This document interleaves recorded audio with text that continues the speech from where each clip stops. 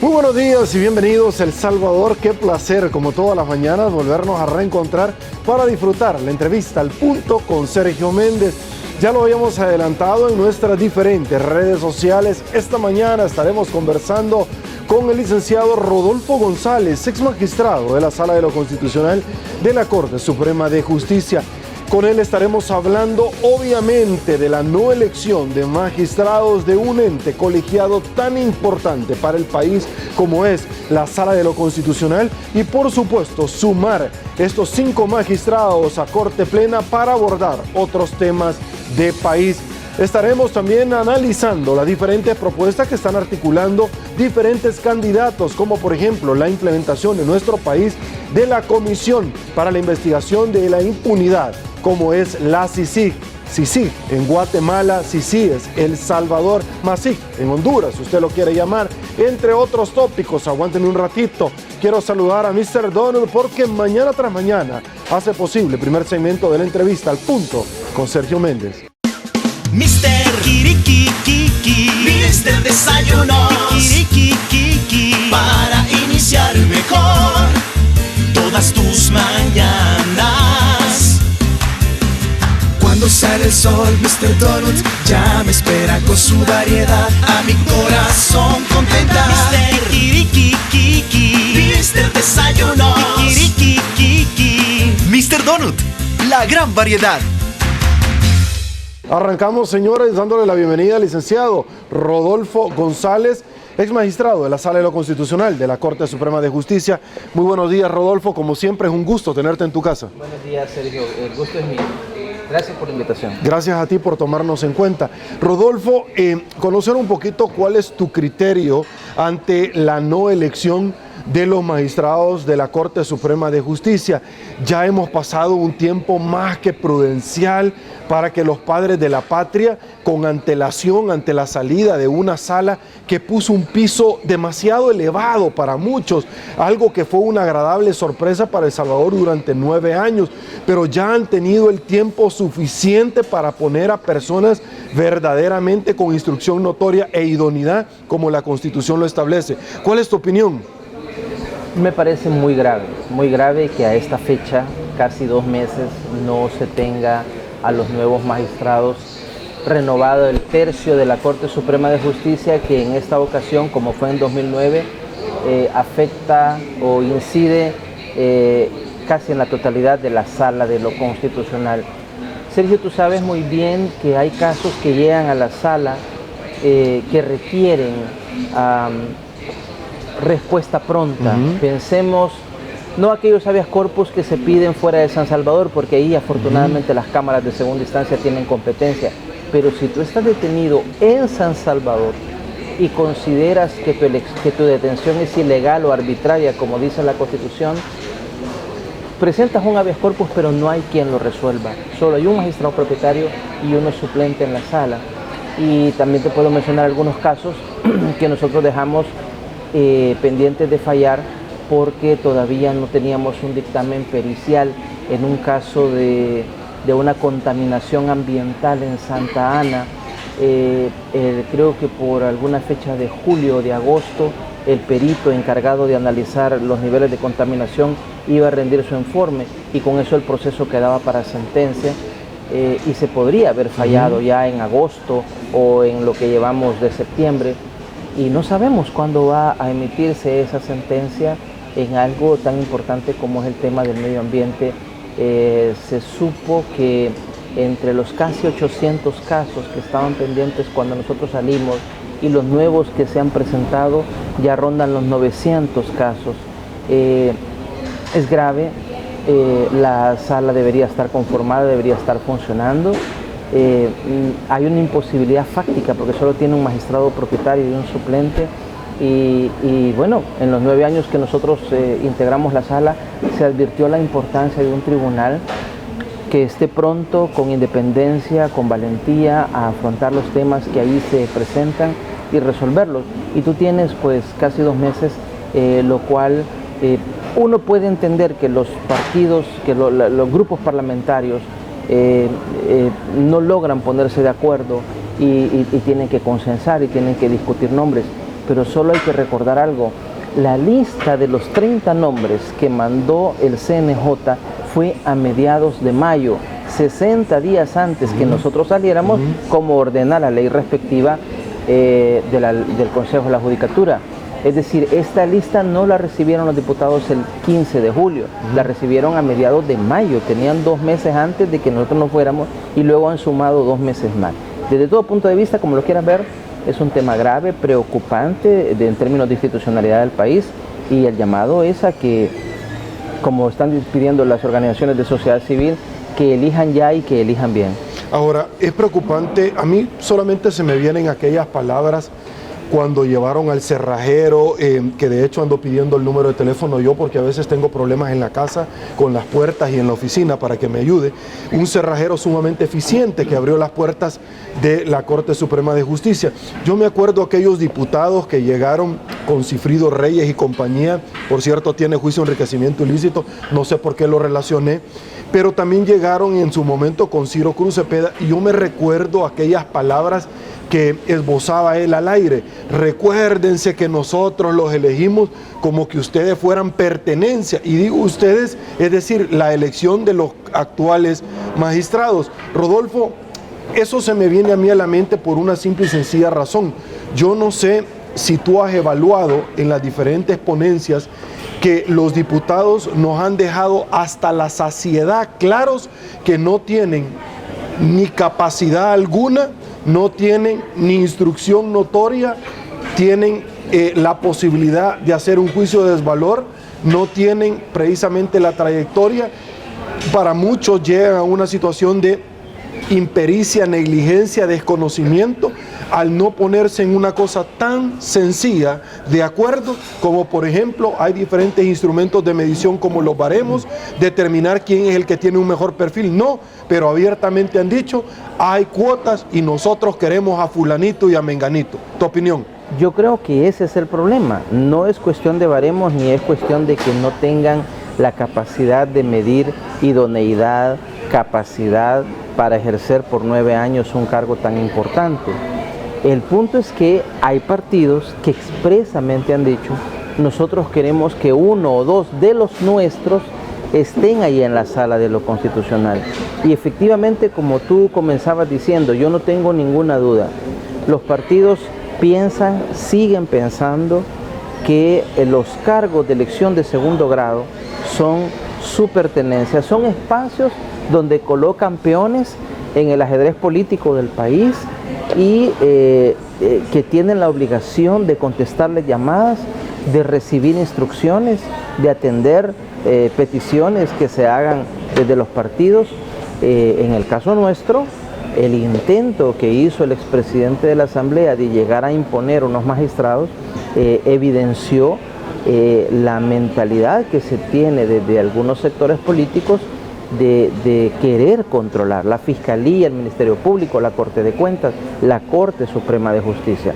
Piensa en todos los temas importantes que se ven, no digamos en la sala de lo constitucional, también es importante la sala, por supuesto, pero pensemos en Corte Plena, todos los temas de extradiciones, el combate al crimen transnacional que según los tratados internacionales y la nueva situación internacional le impone a los estados la obligación de colaborar, entregar a quien se encuentre en nuestro territorio y es pedido en una extradición, o al revés, dar el trámite para pedir a alguien que es reclamado por la justicia salvadoreña y se encuentra en el territorio de otro país. Pensemos en los temas de probidad, la importancia que evidenció probidad en los años 2015-2016, en el que se abrieron juicios para los últimos 3 presidentes de la República, Flores, Saca y Funes, para el exfiscal general de la República, para el expresidente de la Corte. Entonces, el llamado otra vez es a que en la Asamblea se desista de los intentos que ha sido señalado por los mismos diputados, por algunos diputados, de querer tener control, de querer tener cuotas. Algún diputado dijo, si fuera por méritos, con los baremos ya tenemos claro quiénes son los idóneos y ya hubiéramos electo. Lo que pasa es que hay algo más allá de los méritos, capacidad e idoneidad y es la intención de querer tener un reparto de cuotas, lo cual es grave, lo cual refleja un desconocimiento de las necesidades que tiene el país en tema de institucionalidad. Ahora, seguro en los rotativos tuviste algo que se viralizó en las redes sociales, y yo te quiero preguntar ante las cámaras de este medio de comunicación en Al Punto con Sergio Méndez, porque el PCN mencionó abiertamente: nosotros elegimos, nosotros, Rodolfo González fue cuota nuestra. ¿Tu opinión, Rodolfo? Creo que no dijo fue cuota, sino que me apoyaron. Algo parafraseando. Bueno, es que efectivamente, en las distintas elecciones que ha habido, a veces los partidos han mostrado, digamos, apoyos, y eso te diré que en actividades académicas que hemos realizado, llegamos a la conclusión, bueno, obviamente alguien que aparece en los 30, en la lista de 30 nombres, no va a llegar si no recibe apoyos de algún grupo parlamentario o de al menos un diputado. En el caso mío, el entonces presidente de la Asamblea, Ciro Cruz Cepeda, dijo que tenía clarísima mi capacidad de idoneidad en la materia constitucional, porque yo había sido maestro de sus hijas en una universidad, y que con eso le pareció suficiente, y con eso mencionó a su grupo parlamentario y puso mi nombre sobre la mesa. ¿Había sido catedrático de sus hijas? Sí. No de él. No de... Qué lástima, hombre, qué lástima, ¿verdad? Tal vez aprendía un poquito, pero bueno. Entonces, pero bueno, yo puedo entender que un grupo parlamentario muestre apoyos en el sentido de, bueno, de 30 nombres, hay que escoger 5, nos parecen estos 5 por estas y estas razones, y aquí hay un diputado o 10 o 37 para darle apoyo a este nombre. Cosa muy diferente es hablar de cuotas, es decir, tan no fui cuota yo del PCN estos 9 años que firmé la resolución que mandó a cancelarlo, tú recordarás, Sergio, porque habían intentado, pues, a mi juicio, pasarse de listos y emitir un decreto con claro efecto retroactivo para mantenerlos vivos después de la elección presidencial de 2004, en que el PCN, yendo solo, no alcanzó el 3% requerido por la ley para subsistir como partido, y el PDC no superó el 6% porque iba en coalición. Entonces, eso es una cosa muy diferente, y tú ves las 12.700 resoluciones que firmamos, hablo por mi voto, no actué a favor del PCN o del partido tal, sino que con la visión de país seguramente pude haberme equivocado en alguna resolución, y es comprensible que una nueva integración de la sala cambie algunos precedentes, pero una cosa es muy distinta que tú llegues con apoyos de un grupo parlamentario, y otra cosa es que tú, desde el primer día que asumes, tú te consideras, es que para mí ahí empieza la independencia. Que no es moneda de cambio. Ahí empieza la independencia judicial, que tú de entrada entiendas, primero, no me han hecho un favor al elegirme fiscal, al elegirme magistrado de la Corte de Cuentas, o miembro del Consejo de la Judicatura, o magistrado de la Sala de lo Constitucional. Segundo, si evaluaron mi currículum, vieron mi trayectoria, mi capacidad y mi idoneidad, y me eligieron, que me dejen trabajar. Si tú no tienes por qué contestar llamadas, ni mucho menos recibir instrucciones que te pretendan dar. Algunos partidos lo entienden más, otros menos, y te sienten como que traicionaste porque no atendiste la llamada del secretario de un partido. Insisto, los funcionarios en los cargos de elección de segundo grado no estamos para ser peones de ajedrez, ni de ningún grupo económico, ni de ningún grupo mediático, religioso o político.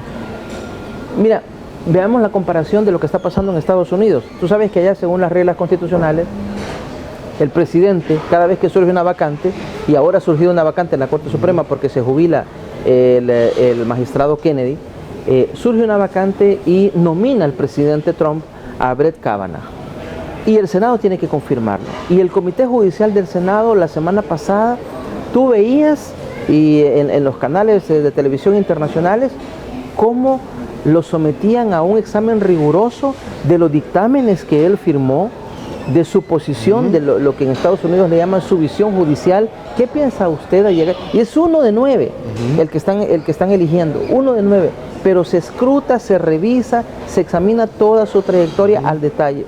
porque se tiene clarísimo el poder que este magistrado va a tener. Semanas en esto. Así es, meses han pasado a veces. Creo que la magistrada anterior que había entrado, la primera hispana que llegó a la Suprema Corte, Sonia Sotomayor, que fue nominada por Obama, fueron 40 y tantos días de interrogatorios, de revisar al detalle hasta lo último. Te digo, 1 de 9. Ahora estás hablando de 4 de 5 magistrados de la Sala de lo Constitucional. Hay muchísimo más en juego en el país y creo que lo menos que se puede esperar de los políticos es responsabilidad. Ahora, me llama muchísimo la atención esto porque tú sabes que dentro de los pasillos del Centro Judicial de la Corte hay una gran cantidad de historias engarzadas, mitología de Cuscatlán, y entonces yo de pronto conozco un par de historias y uno de ellos es como ustedes tenían un par de días de estar en la sala y llegaron gente representante de varios partidos políticos que les pidieron a ustedes una reunión en el cual estaban del más alto nivel de estos partidos políticos y se le puede determinar que realmente tienen algún tipo de nivel. El tema es que entiendo que la reunión fue para decirles que en lo consecuente, en lo sucesivo, que les pidieran opinión a ellos, que estaban bien, que los procesos, los cambios se debían de dar, pero paulatinamente y que en lo consiguiente, como hacían la Corte en el pasado, que les dijeran o les pidieran permiso a ellos para sacar una resolución. ¿Qué tan cierto es eso ahora que ya pues transcurrieron estos 9 años y podemos hablar más cómodamente, Rodolfo? Sí, hubo una reunión en agosto de 2010, al mes siguiente que nosotros emitimos la sentencia, que todavía, Sergio, sigue produciendo efectos. La sentencia sobre candidaturas no partidarias, tú ves que uno de los 84 diputados de la Asamblea es no partidario. Sí. Y también dijimos que se cambiaba de voto por bandera a voto por rostro para permitir que el ciudadano tuviera plena capacidad para optar y decidir, quiere votar por bandera, ahí está la bandera, quiere votar voto preferente dentro de una misma lista, ahí está su opción, quiere cruzar entre distintas listas de partidos o entre partidarios y no partidarios, ahí tiene las opciones. Sí, hubo una reunión en que, a petición de los más altos dirigentes de los partidos, prácticamente nos hicieron ver que ellos habían conducido el país por 18 años, desde el 92, firma de los acuerdos de paz, hasta el 2010, lo habían llevado, digamos, ellos sabían cómo llevaban. A su manera, sí, como dice la canción. Ellos sabían cómo llevaban el país y que nosotros, pues, en lo sucesivo esperaban que hubiera más comunicación. El entonces presidente de la Corte y de la Sala, Belarmino Jaime, les hizo ver inmediatamente que se estaban equivocando, que ellos asumían como que estuvieran hablando con políticos y que estaban hablando con jueces, y con los jueces tú no negocias la sentencia, tú al juez le presentas en audiencia oral o por escrito, dependiendo de qué tipo de juicio sea, presentas tus argumentos, alegas precedentes, citas la ley, invocas la ley, das tus argumentaciones y dejas a que el tribunal resuelva conforme a derecho, como se dice. Pero no vas a negociar una sentencia con un juez. Que las sentencias de la Sala de lo Constitucional tienen un impacto nacional y que los jueces de la Sala Constitucional tienen que valorar el impacto de su sentencia, de acuerdo. Pero eso, yo te hablo por mí, los 9 años intenté seguir el pulso de la situación económica del país, de la situación política, las convulsiones sociales para medir cada sentencia. No sé por qué estaba recordando hoy que pasamos ya 2 años de la sentencia de la ley de amnistía y no sé si tú recuerdas el caos que decían, la cacería de brujas, yo no sé, el país se iba a hundir después de que votáramos esta sentencia, la anuláramos, una ley que era el pilar de la democracia y de la paz en el país. Nosotros valoramos el impacto de la sentencia, sabíamos que mucho de eso era un mito interesado de sectores que querían mantener la impunidad, y ahí se están llevando ahora los juicios de los dos bandos. Se han presentado denuncias contra el ejército y contra la Comandancia General de la Guerrilla, y el país sigue su rumbo. Tú no ves que estén incendiadas las calles, ni que esté en un caos el país por el hecho de que esa ley, una ley entre miles, haya sido invalidada. Eso es una cosa muy distinta, que tú tengas que medir el impacto de tus sentencias, y otra cosa es que los partidos y políticos te quieran decir que le consultes, que le pidas una opinión, aunque lo dijeran de forma eufemística. Hay que estar en mejor comunicación. Los jueces no tienen por qué estar en comunicación con los políticos, fallan lo que corresponde conforme a derecho, así es. Ahora, algo similar a eso fue cuando quisieron vender terror sobre la resolución de los diputados suplentes que de tajo no tenían existencia en el tráfico jurídico porque no habían sido electos por el conglomerado electoral en los mismos términos que el titular. Dijeron que el trabajo de la Asamblea Legislativa se iba a interrumpir. Muchos nos preguntábamos ¿y cuándo ha habido trabajo? Pero bueno, eso es otro tema. La situación es que salieron a la luz gente como Medardo González, que 2 veces había llegado únicamente o 3 veces a la Asamblea Legislativa, etcétera, pero no se interrumpió. Y lo que pasa es que ante ese tipo de resoluciones como el voto por rostro, por ejemplo, se despacharon a gente como, bueno, no sé por qué se me viene a la mente, Ciro Cruz Cepeda fue de los primeros, ¿verdad?, que se iban, etcétera, y otras personalidades ahí, amigos de ellos.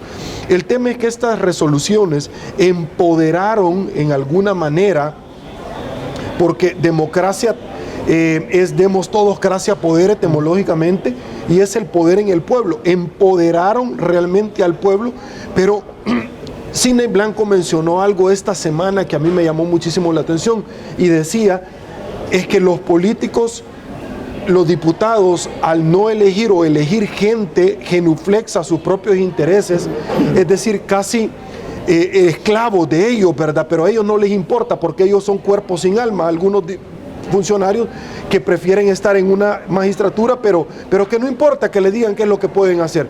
Entonces decían, ellos se mofan de nosotros, se ríen, nos faltan el respeto. ¿Tú acompañarías esa aseveración? Se supone, conforme a las reglas de la democracia, que tú eliges, bueno, el pueblo elige a 84 diputados a una fórmula presidencial para que desde el Ejecutivo actúen en atención a los intereses de sus representados. Cuando los políticos, por ejemplo, ayer la Comisión Política que está discutiendo el tema de la elección de magistrados, reciben una petición de organizaciones de sociedad civil que le dicen que quieren ser oídos en el seno de la comisión. Lo dice el reglamento de la Asamblea, esa posibilidad existe. Pero tú ves a diputados de todos los colores partidarios que dicen, no, ¿para qué lo vamos a escuchar aquí? Se va a armar un caos, y que manden sus opiniones por escrito. Claro que es una afrenta, es una afrenta, es como que se estuvieran riendo de ti, porque tú como ciudadano les diste un mandato en las urnas para que actuaran en atención a tus intereses.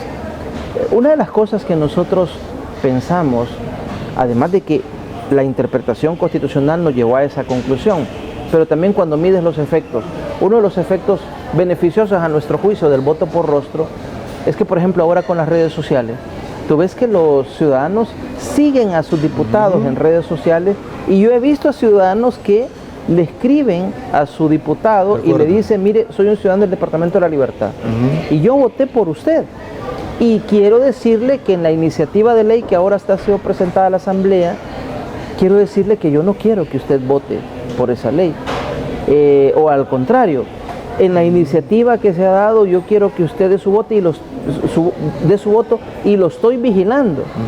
Y ahora ves que es una realidad, ya no es de chiste, que si tú violentas el mandato que recibiste en las urnas para ser diputado, se te puede pasar la factura dentro de 3 años. Hay ciudadanos que están obviamente preocupados por llevar sustento a su familia en el día a día, pero hay un sector de la población, si tú quieres, profesional, hay estudiantes, hay un sector de la población que tiene, digamos, el tiempo y el interés para informarse en fuentes alternativas de información más allá de los medios tradicionales, ahora haciendo uso de redes sociales, etcétera, y manda mensajes. Entonces, el riesgo que se corren los representantes de no actuar en atención a los intereses de sus representados cada vez va siendo más real, de que se les pase la factura, de que se le deje fuera porque se frustró se defraudó a quien depositó su confianza en algún momento. Aquella idea de que tú entregabas tu alma a un presidente para que haga 5 años lo que quiera y a un diputado para que haga 3 años lo que quiera, incluso haciendo cosas apostando a que dentro de 3 años se te olvidó lo que hicieron en contra de ti. Eso ya no, porque ahora tú ves que cómo se va recuperando informaciones de los medios digitales de lo que sucedió hace 3 años y se los recuerdan en la campaña. Siempre he dicho yo que con alguna de nuestras jurisprudencias en materia electoral intentamos mejorar la calidad de nuestra democracia. Y lo que dijo el ex colega Sidney Blanco se refiere, en mi opinión, a una realidad del país. Es una afrenta, es un defraudar, es un burlarse de los representados. Cuando un representante político en la asamblea te dice, bueno, al final yo voy a hacer lo que quiera, o hay quienes que peor te dicen, yo respondo a mi partido. Pues que no es el partido el que te eligió, sino que son los ciudadanos. Eso hay que irlo viendo.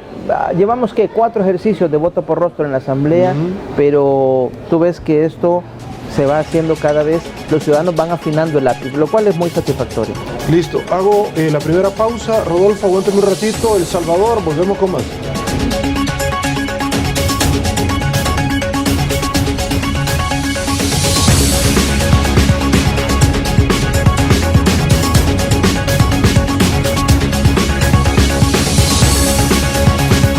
Cualquier momento es perfecto para dejarse llevar por una rica tentación.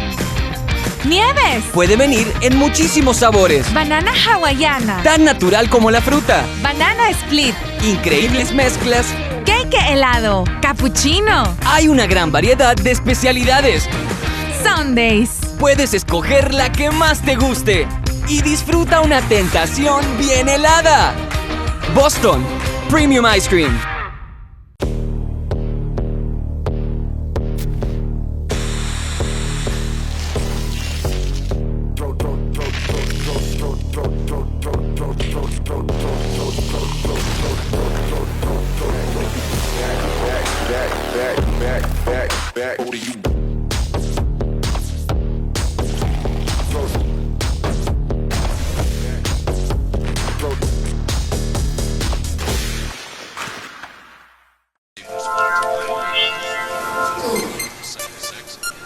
Presidente de la República ordena a los diputados que se... Protestas en el centro capitalino causan Sospechas de corrupción implican a alto funcionario de San Salvador. Llegó el periódico digital que no se calla, diario1.com.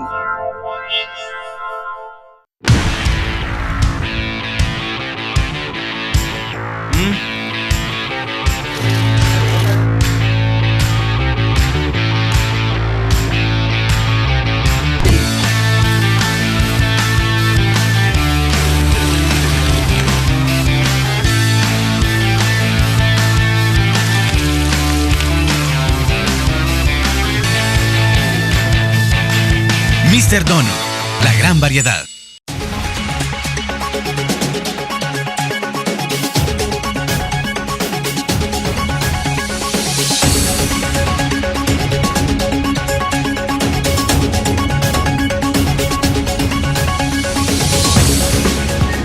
Estamos de regreso, mil gracias El Salvador. Le presento el tradicional collage de noticias que hemos articulado esta mañana como efectos de ilustración precisamente de los tópicos que abordamos esta mañana con nuestro invitado. Producción, arrancamos, dice así. En la Fiscalía General de la República, abogado denuncia al señor Bukele por amenazas y también por el mercado Cuscatlán. Partidos deberán presentar listados alternativos para elegir magistrados. Antonio Armendáriz rechaza idea de unas ICIES en nuestro país, lo dijo acá en Al Punto con Sergio Méndez esta semana. Gana y FMLN quieren retrasar elección de magistrados a Corte Suprema de Justicia hasta después de elecciones, lo dijo Carlos Reyes. Ya lo hemos dicho nosotros acá, que no va a haber sala porque ellos se quieren garantizar que nadie les diga nada. Will Salgado critica que retraso en elección sea por poner cuotas políticas. Democracia Salvadoreña pide, exige a la Asamblea Legislativa elegir magistrados de la Corte Suprema de Justicia. Democracia Salvadoreña recuerda que la Sala de lo Constitucional no solo se encarga de resolver problemas políticos, sino también los derechos fundamentales de los salvadoreños, lo dijo el secretario general de este instituto político, Fito Salume. Ex diplomática Margarita Escobar dice que relaciones con Estados Unidos no están bien, así lo puntualizó. Berta Campos, quien nos acompañó la semana pasada, también manifestó: si yo fuese fiscal general, haría una depuración de toda la institución. Rodolfo, voy contigo. El doctor Fabio Castillo nos acompañó la semana pasada y en alguna medida no acompañó la resolución en torno a la ley de amnistía. Y él puntualizaba en decir, bueno, se votó esta ley, hay que articular otra, pero cuando se votó esta ley, se dejó el artículo 1 de la Ley de Reconciliación Nacional, que prácticamente decía lo mismo que la ley de amnistía. ¿Tu opinión? Se le dio vida a la ley de amnistía que se aprobó justamente en el contexto de los acuerdos de paz, que es la de 1992, y la que se invalidó es la ley del 93. ¿Cuál es la diferencia entre ambas? La primera, la del 92, amnistiaba las cuestiones, digamos, de bagatela, bueno, si se le puede llamar de bagatela, a algunos daños a la infraestructura, de menor monta, podemos decir, daños a la infraestructura, qué sé yo, pequeños hurtos, pero que se produjeron en el contexto de la guerra. Ahora, crímenes graves, los 32 crímenes que las partes mandaron a que fuera analizado por la Comisión de la Verdad, en la cual se concluyó que 20 eran atribuidos al ejército y grupos paramilitares y 12 eran atribuibles a la exguerrilla, esos y otros similares que pudieran calificarse como crímenes de lesa humanidad, dijimos nosotros que esos no están amnistiados ni aplica la prescripción. ¿Cuál era, digamos, el pecado de la ley del 93? Que hablaba de una amnistía absoluta e incondicional en el que ni siquiera tenías la opción de reclamar responsabilidad civil.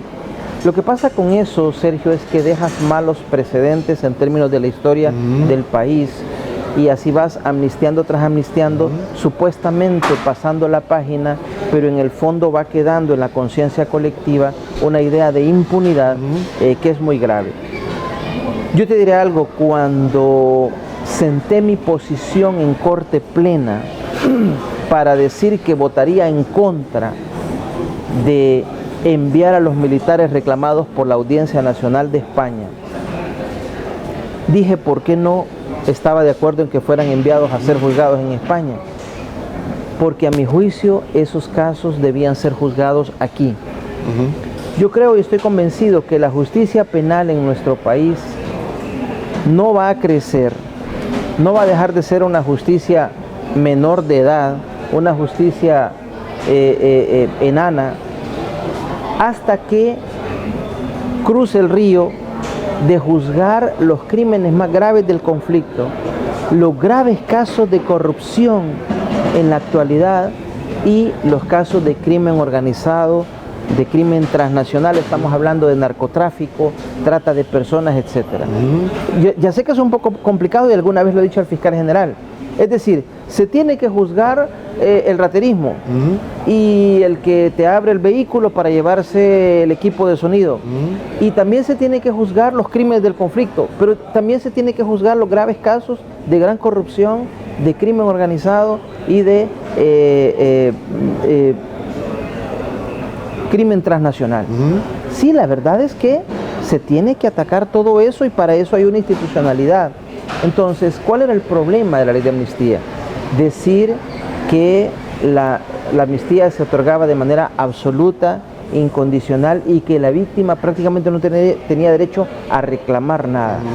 Digamos, en el altar de la paz se intentó sacrificar la justicia y tú sabes que son valores ambos igualmente importantes en un régimen democrático.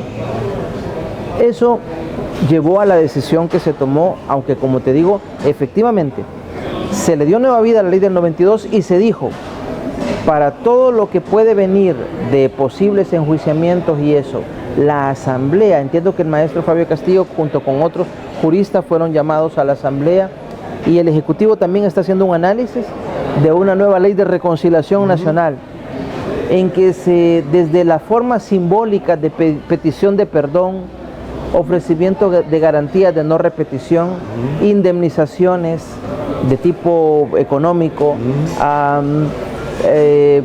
procesamiento penal cuando corresponda, resarcimiento en términos de la memoria, asistencia psicológica, etcétera. La justicia restaurativa tiene una serie de variantes. Eso está pendiente por hacerse.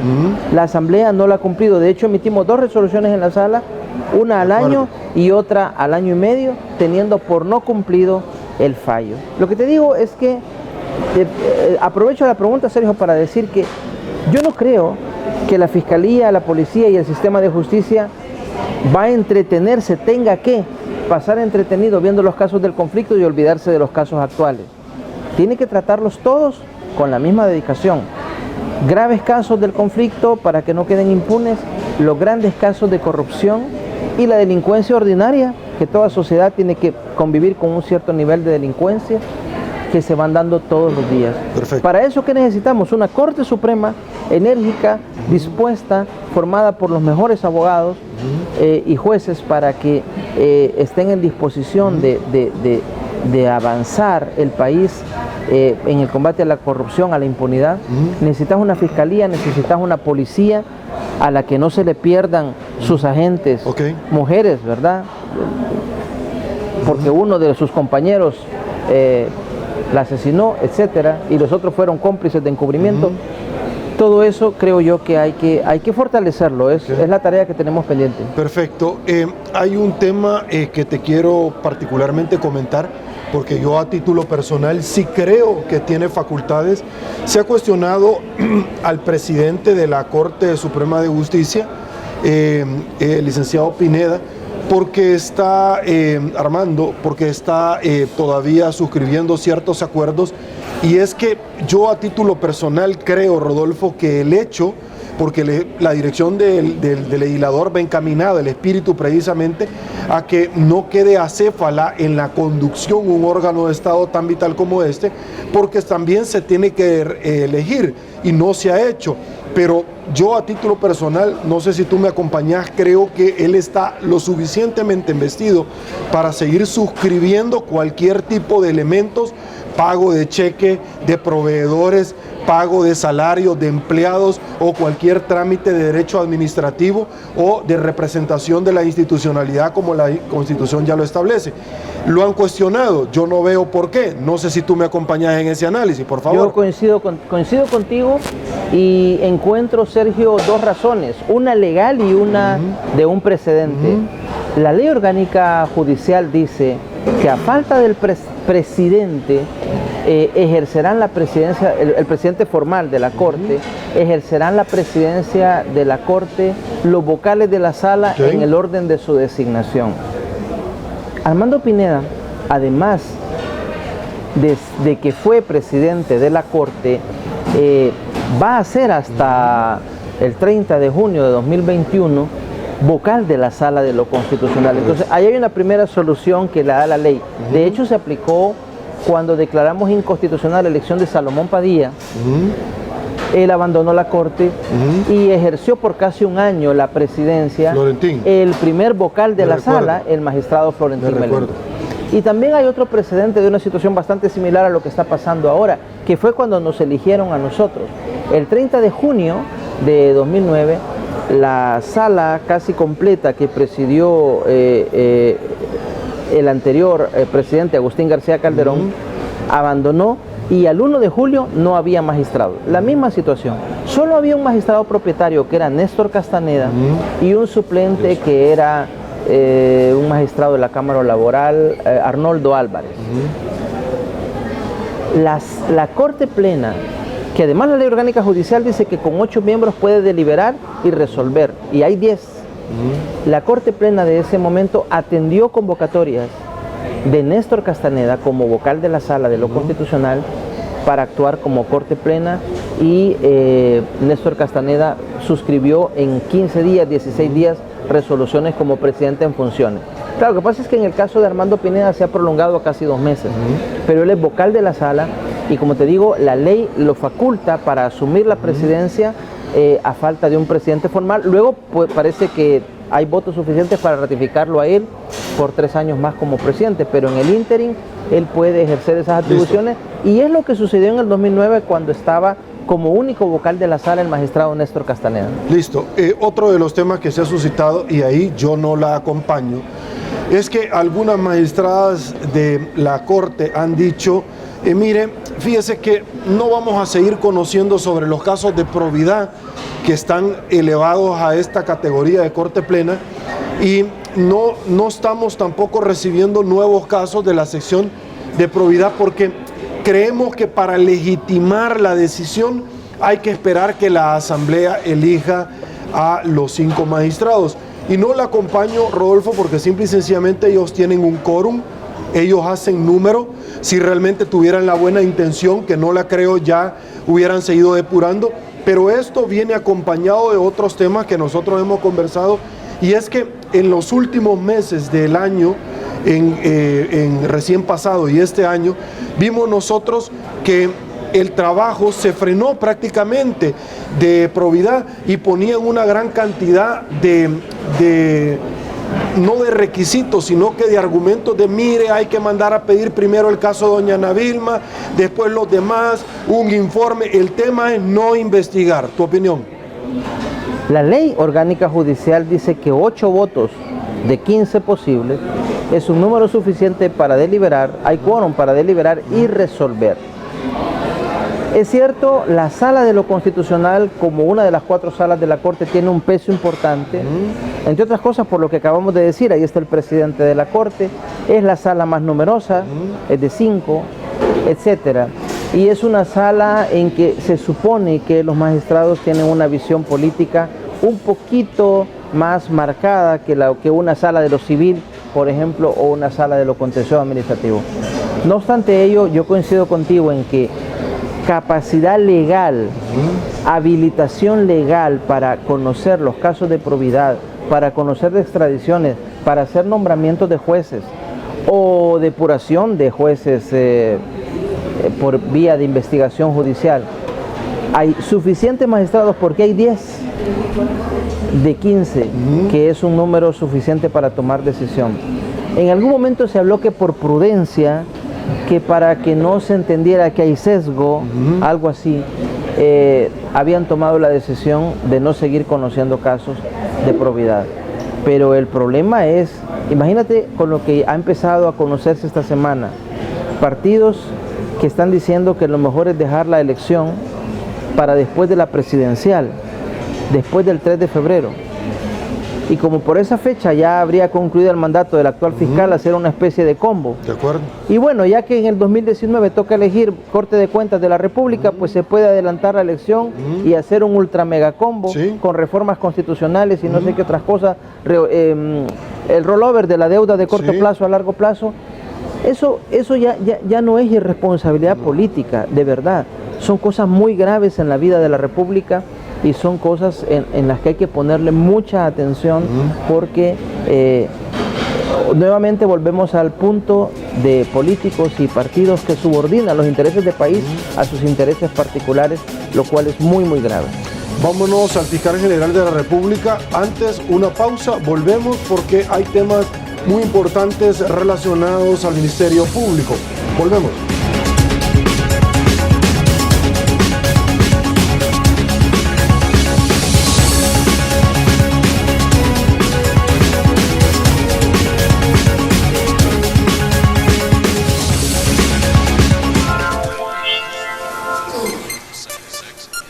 Presidente de la República ordena a los diputados que se... Protestas en el centro capitalino Causánica. Sospechas de corrupción implican a alto funcionario de San Salvador. Llegó el periódico digital que no se calla, diario1.com. Mister Kirikikiki, Mister Desayunos, Kirikikiki, para iniciar mejor todas tus mañanas. Cuando sale el sol, Mr. Donut ya me espera con su variedad. A mi corazón contenta. Mister Kirikikiki, Mister Desayunos, Kirikikiki, Mr. Donut, la gran variedad.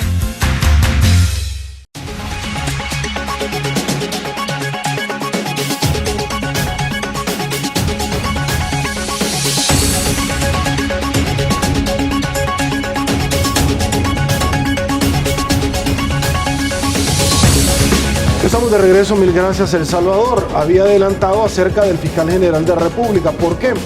Porque va íntimamente de la mano de lo que yo te quiero plantear. Yo a título personal, cuando escucho a un candidato, particularmente el señor Bukele, plantear la venida de la CICIG si él resultase ser electo, y luego de haber ido donde el señor Almagro y presentarle precisamente una misiva comprometiéndose en la OEA sobre este tema, y que he tenido en esta misma tribuna de entrevista a personas como el señor Walter Araujo, a preguntas de sus servidores, cómo pretende traerla, si es un tema que debe de pasar por el conocimiento de la Asamblea Legislativa. Pero lo que pasa es que me llama mucho la atención cuando me dicen, no, Sergio, nosotros tenemos un mecanismo para que esto es una decisión del Ejecutivo. Yo a título personal, como abogado, bajo el derecho internacional, no puedo acompañar esa aseveración. No sé cuál es tu opinión con relación a esto, Rodolfo, pero ciertamente es un acuerdo de nación, de gobierno, con un ente internacional, ya sea el caso, y tiene que pasar por la Asamblea Legislativa como tendría que haber pasado el CITRANS, por ejemplo. ¿Tu opinión? Partamos de las premisas constitucionales. La Constitución en temas de política exterior y de relaciones con otros estados y con la comunidad internacional hace un reparto de competencias en que por un lado dice que al Ejecutivo le corresponde dirigir las relaciones exteriores, Presidente de la República con el Canciller, y por otro lado la asunción de obligaciones internacionales en forma de tratados tienen necesariamente que pasar por la ratificación de la Asamblea Legislativa. Y si querés agregarle un elemento ya no constitucional, sino de análisis de la pertinencia de una comisión de este tipo, a mí me llama mucho la atención, el caso más cercano que tenemos es Guatemala. Y allá a la Corte Constitucional se le hizo una consulta primero. ¿Podemos traer una comisión internacional contra el crimen y la impunidad? La Corte Constitucional dijo sí, siempre que no sustituya, no desplace a las instituciones del Estado. Y una vez que se había firmado el acuerdo con la ONU y que llegó la CICIG, ya el acuerdo como tal, como tratado, fue impugnado, y la Corte repitió prácticamente lo que había dicho en la opinión consultiva, que no veía en el producto final ninguna usurpación de atribuciones de la Fiscalía, de la Justicia Penal, y que no había ningún problema. Si amarras los dos elementos constitucionales y de la pertinencia de una comisión internacional, primero, es cierto, el Presidente de la República tiene la facultad de, como parte de su política exterior, de dirigir las relaciones exteriores, pedir un apoyo a un organismo internacional, llámese ONU, llámese OEA, para reforzar el combate a la corrupción y a la impunidad. Pero la formalización de un acuerdo es que tiene que pasar por la Asamblea Legislativa, es parte de los controles entre órganos que diseña la Constitución. Y yo lo he dicho desde las primeras veces, estamos hablando hace 4 o 5 años que se empezó a hablar en el país de una comisión internacional, que eso está bien siempre que sea subsidiario como refuerzo al funcionamiento interno.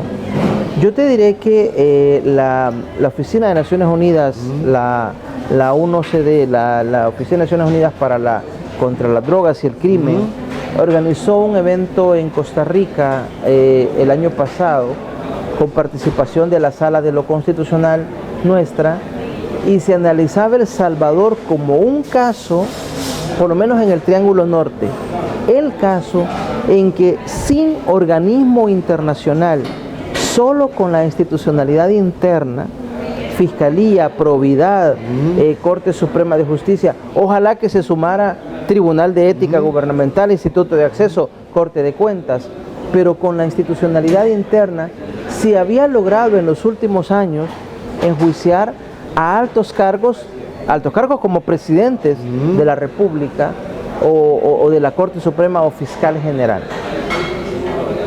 Con todos esos elementos en juego, yo sí creo que hay que valorarla y yo no cierro la opción, en mi opinión, no veo que la puerta esté cerrada a un apoyo internacional. Ahora, una cosa muy distinta es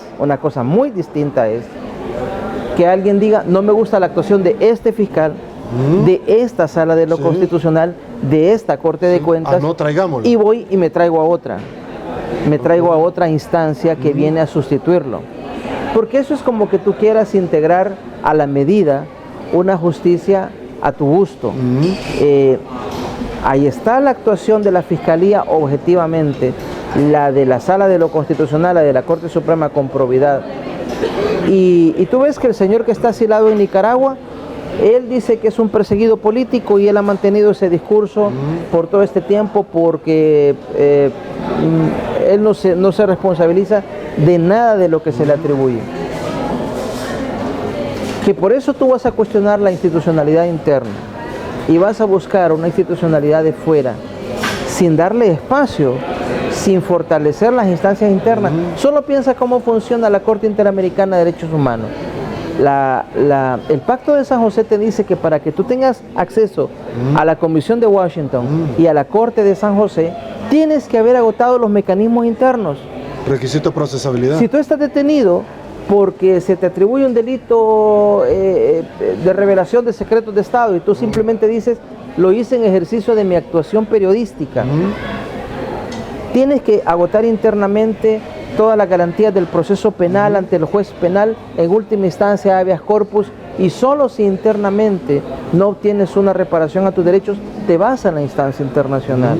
No te aceptan en la comisión que tú te vayas directamente sin agotar los mecanismos internos, porque en la lógica de las instancias internacionales operan como un refuerzo subsidiario a los mecanismos internos.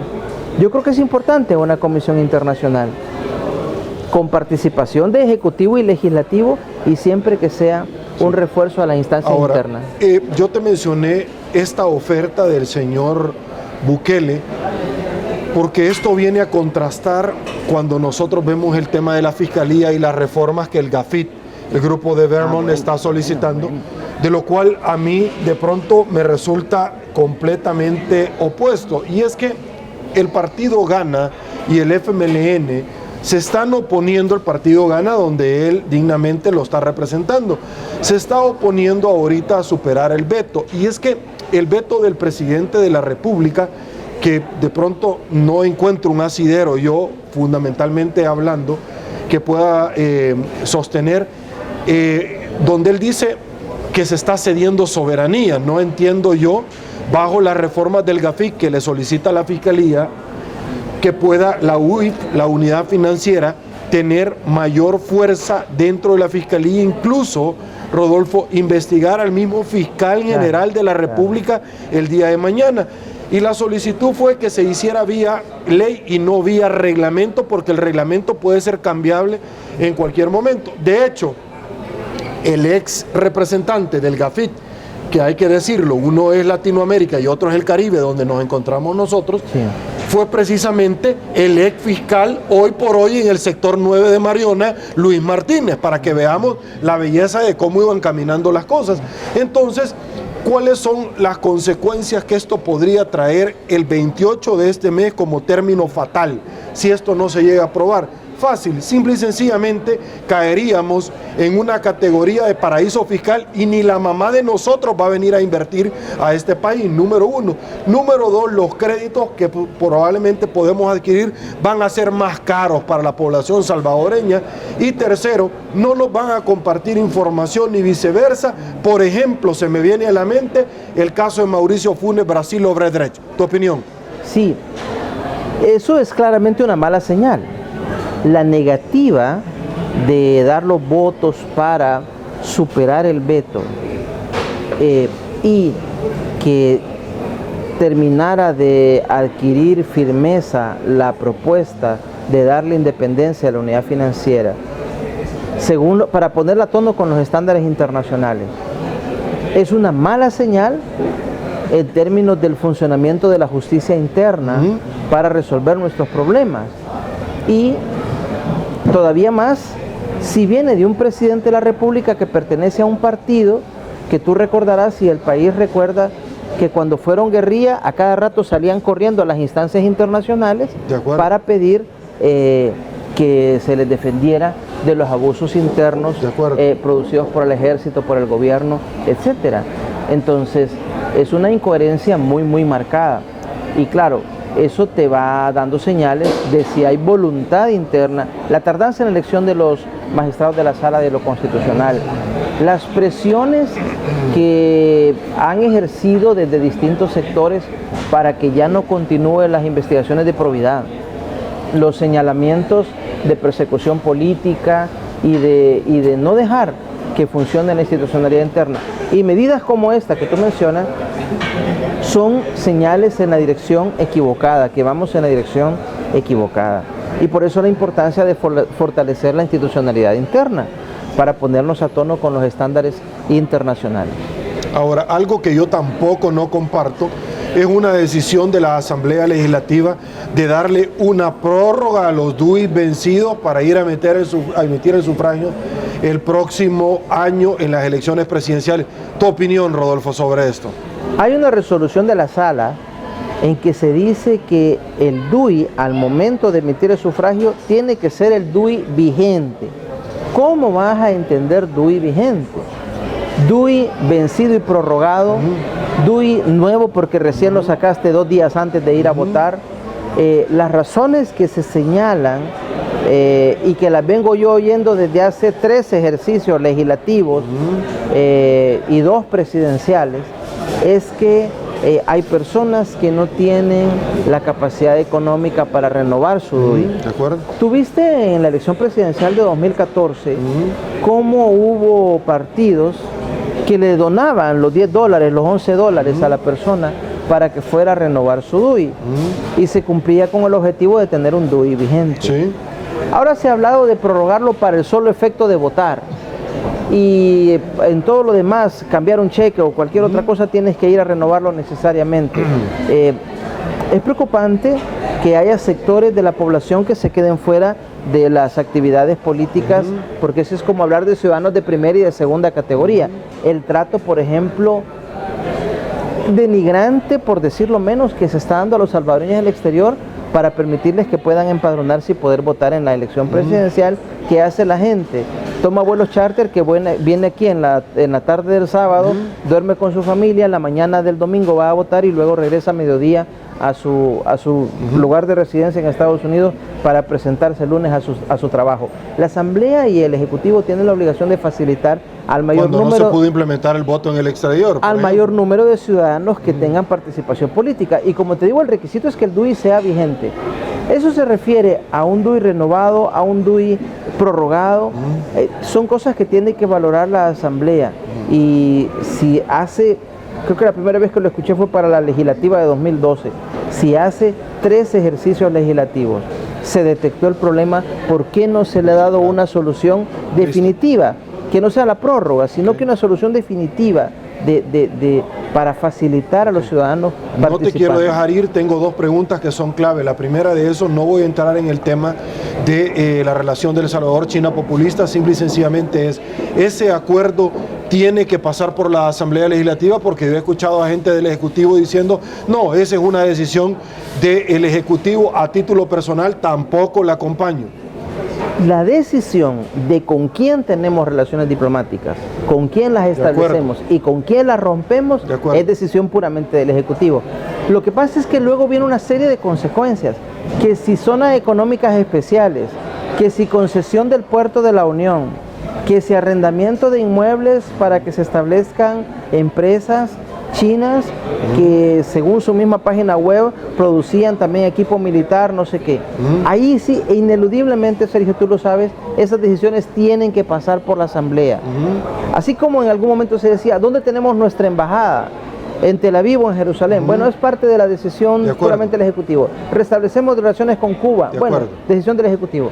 Igual en este caso, si vamos a tener relaciones con China continental o con Taiwán. Sí. Pero las decisiones ya de importancia, con impacto económico, tienen que pasar por la Asamblea. Listo. Y la última, antes de irme, es tu opinión acerca del jefe de Providad, Pineda, que es a un candidato promovido por Gana y que luego de haber alzado 6 casos particularmente a Corte Plena, ahora luego de haberle dado 3 meses a Cifrido Reyes y a Guillermo Gallegos, ahora dice, luego de un año, no mire, fíjese que pensando bien, ya no hay enriquecimiento en el tema del señor Gallegos, pero ahí vean ustedes. Su opinión, Rodolfo. Clarísimo conflicto de intereses. Yo creo que lo menos que podría hacerse es, como se le dijo al señor Carlos Pineda, que él se hiciera a un lado de su pretensión. ¿Se le dijo en su oportunidad? De ocupar el cargo, es que él nunca lo hizo saber, de repente apareció presentando documentos. ¿Y cuando apareció se le dijo? Consejo, sí se le dijo, yo no sé, entiendo que la Corte lo mantiene como jefe de la sección de probidad, no hemos sabido una decisión del presidente de removerlo. Removerlo no quiero decir destituirlo, sino pasarlo a otra área, porque como tú lo dices muy bien, él se mantiene en la lista de los 30, con posibilidades, unos tendrán más, otros tienen menos, pero él está como uno de los nombres posibles. Y pidiéndole a las personas que él ha investigado, el señor Gallegos, el señor Reyes, a pedirles que le den su voto de apoyo para ser magistrado cuando él ha hecho investigaciones de probidad sobre el patrimonio de estas personas. Clarísimo conflicto de intereses, son de las cosas que no tienen que pasar. En este momento él se ha hecho a un lado, digamos, los partidos lo han sacado de la lista final, digamos, de la última lista. Momentáneamente. Claro, pero él posibilidades sigue teniendo porque está en la lista de los 30 y la elección no ha concluido. Ahora, pero ¿cómo cala el caso de este señor? No sé si debe ser investigado o algo, por varias razones. La primera es porque el señor Gallegos, entendemos, la revista Factum lo ha dicho, que recibió $80,000, que fueron los últimos hallazgos del partido Arena cuando estaba el expresidente Saca, y que se investigó donde esa cuenta también fueron a parar como vertiente fondos de Taiwán. Pero adicionalmente la ONG de la esposa que recibió dinero devolvió dinero, articuladamente también de aquellos viáticos que cobró según el periódico digital El Faro y que no salió, también hizo devoluciones, entiendo yo, si me equivoco. Pagó unos impuestos que estaban pendientes de pagar, pero aún así en la versión última que él había subido a la comisión, todavía se mantenían reparadas unas cantidades. Ahora, luego nos enteramos, habiendo salido nosotros, que el primer día que ya nosotros estábamos fuera, el señor Carlos Pineda subió a Corte Plena un informe desvirtuando absolutamente todo. El primer día, es decir, el siguiente día que ya no estábamos nosotros, el primer día, el 16 de julio, él subió a los despachos de los 10 magistrados que se mantienen en Corte Plena un informe desvirtuando totalmente los hallazgos que él mismo había hecho con la sección de probidad, que inicialmente superaban los $3 millones, efectivamente. Qué belleza, El Salvador. Bueno. Rodolfo, muchísimas gracias. Llegamos al final de esta su entrevista. De verdad que aquí hasta muertos se han visto tirando basura en este país, y pareciera recogiendo que bolsas negras de basura. Claro, de maravilla, sí, bolsas de basura, verdad, y que cualquier similitud con el señor de Nicaragua es una coincidencia. Rodolfo, como siempre, muchísimas gracias. Un gusto, muchas gracias a ti. Te agradezco en el nombre del Salvador. Señores, soy Sergio Méndez, llegamos al final de esta su entrevista. Si le gustó, pues por supuesto comenten el resto del día. Será hasta mañana, y una vez más que el Señor nos bendiga a todos.